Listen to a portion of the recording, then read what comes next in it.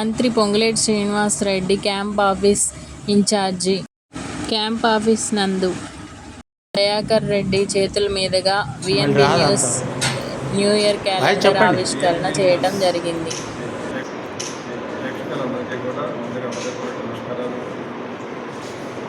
రోజుకి బ్రహ్మాండంగా ప్రజల ఆదరణపొందుతుంటే ఏఎన్పి ఛానల్ యాజమాన్యానికి అలాగే సిబ్బందికి కూడా హృదయపూర్వక శుభాకాంక్షలు తెలియజేస్తుంది.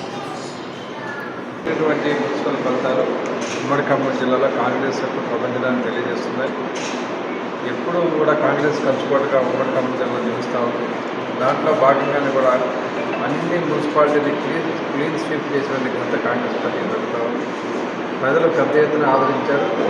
రేవంత్ రెడ్డి గారి నాయకత్వంలో ఇలా సంక్షేమ అభివృద్ధి పథకాలని ప్రజలకు ఇచ్చి ఇలా కాంగ్రెస్ పార్టీకి ఏకపక్షంగా పట్టం కట్టారు.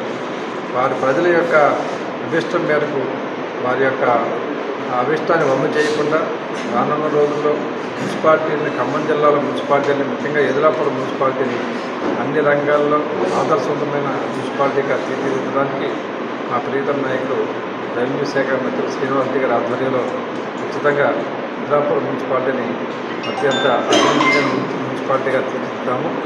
అలాగే ఎదిలాపురంలో ఇలా కొత్త మున్సిపాలిటీ అయినప్పటికీ అనేక సమస్యలు గత 10 సంవత్సరాలుగా ఉన్నప్పటికీ ఇలా శ్రీనివాస్ రెడ్డి గారి మీద ఉన్నటువంటి అభిమానంతో ఇలా అభివృద్ధిని కాంక్షించి ఓటు వేసిన ప్రతి ఓటర్ మహాశయులకు హృదయపూర్వకంగా ధన్యవాదాలు తెలియజేస్తూ రానున్న రోజులు కూడా ఇదే రకంగా కాంగ్రెస్ పార్టీని ఆదరించాలని, ఇంకా రానున్న రోజుల్లో ఎంపీటీసీ జెడ్పీటీసీ ఎన్నికలు జరుగుతున్నాయి.